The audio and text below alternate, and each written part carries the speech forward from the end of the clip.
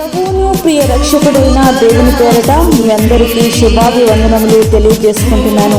Jesus new creation ministries ద్వారా ఈ రీతిగా ప్రతిరోజు దేవుని యొక్క వాక్యమును మీతో పంచుకోవడానికి దేవుడిస్తున్న కృపను బట్టి దేవునికి ఎనలేని కృతజ్ఞతలు. ప్రియులారా, వాక్య ధ్యానంలోనికి మనం వెళ్దాము. యెషయా గ్రంథము 49వ అధ్యాయము 16వ వచనం. చూడుము, నా అరచేతుల మీదనే నిన్ను చెక్కి ఉన్నాను, నీ ప్రాకారములు నిత్యము నా ఎదుట ఉన్నవి. జీవము కలిగిన వాని చేతిలో నీవు ఒక జీవము కలిగిన శిల్పానివి. ఒక మనిషి చెక్కిన శిల్పమే ఇంత అద్భుతముగా ఉంటే, దేవుడే శిల్పిగా మారి నిన్నే ఆయన అరచేతిలో చెక్కుతూ ఉంటే అసలు ఆ ఊహే అద్భుతంగా అనిపిస్తుంది కదూ. దేవుని చేతులలో చెక్కుచున్న వాటిని ఎవరు చెరపగలరు? నీ పట్ల ఆయన ప్రణాళిక ఎంత శ్రేష్టమైనది, నీ పట్ల దేవుని కాపుదల ఎంత అద్భుతమైనది, నీ పట్ల ఆయన కలిగి ఉన్న శ్రద్ధ ఎంత గొప్పది. ఎప్పుడైనా ఆలోచించావా?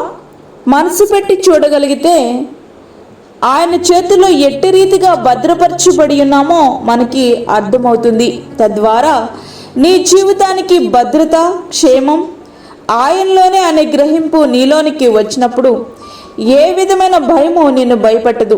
ఒక నిజమైన తల్లి తాను కనిన పిల్లలను మరిచిపోతుందా? వారిని పట్టించుకోకుండా ఉండగలుగుతుందా? తన పిల్లలు ఆకలితో అలమటిస్తూ ఉంటే తాను ఆనందముతో ఉండగలుగుతుందా? అది సాధ్యము కానే కాదు. ఒకవేళ అట్లయినా జరగవచ్చేమో గాని ఆయన అరచేతుల్లో నిన్ను చెక్కుకున్న దేవుడు నిన్ను మరిచిపోయేవారు కాదు. స్త్రీ తన గర్భమున పుట్టిన బిడ్డను కరుణింపకుండా తన చంటి పిల్లను మరుస్తుందేమో కానీ ఆయన నిన్ను మరువరు. నీకు అర్థం కావాల్సిందల్లా ఒకటే, ఆయన నీ పట్ల ఎంత ప్రేమ కలిగి ఉన్నారో అది అర్థమైతే ఆయన చేతుల్లో ఎట్టి రీతిగా భద్రపరచబడి ఉన్నావో నీకు అర్థమవుతుంది. తద్వారా నీ జీవితానికి భద్రత, క్షేమం ఆయనలోనే అనే గ్రహింపు నీకు వచ్చినప్పుడు ఏ భయమో నిన్ను భయపెట్టదు. ప్రియ స్నేహితుడా, వాక్యం వింటున్నటువంటి ప్రియ దేవుని బిడ్డ, ఒక మనిషి జీవము లేని దానిని అందమైన శిల్పంగా మలచగలడేమో కానీ దానికి జీవాన్ని మాత్రం పోయలేడు. అయితే జీవము కలిగిన ఆయన, జీవము కలిగిన నిన్ను జీవము గల దేవుడు తన చేతుల్లో చెక్కుకుని నేటికి నిన్ను జీవింపచేయుచున్నారు. అసలు ఇది తలంపులకే ఎంతో అద్భుతముగా అనిపిస్తుంది కదూ. ఇది కేవలం ఊహ మాత్రమే కాదు, ఇది నువ్వు నమ్మినా నమ్మకపోయినా తిరుగులేని సత్యం. విశ్వసించి ఆయనకు విధేయత చూపగలిగితే నీ జీవితం ధన్యకరమవుతుంది. అట్టి జీవితాన్ని జీవిస్తూ ప్రభు మనకు అనుగ్రహించబోయే నిత్యమైన ఆశీర్వాదములను మనము అనుభవిద్దాం. అట్టి కృపా ధన్యత ప్రభు మనకు అనుగ్రహించునుగాక. ఆమేన్. వాక్యం విన్న ప్రియ దేవుని బిడ్డలారా, ప్రార్థనలో ఏకీభవించండి.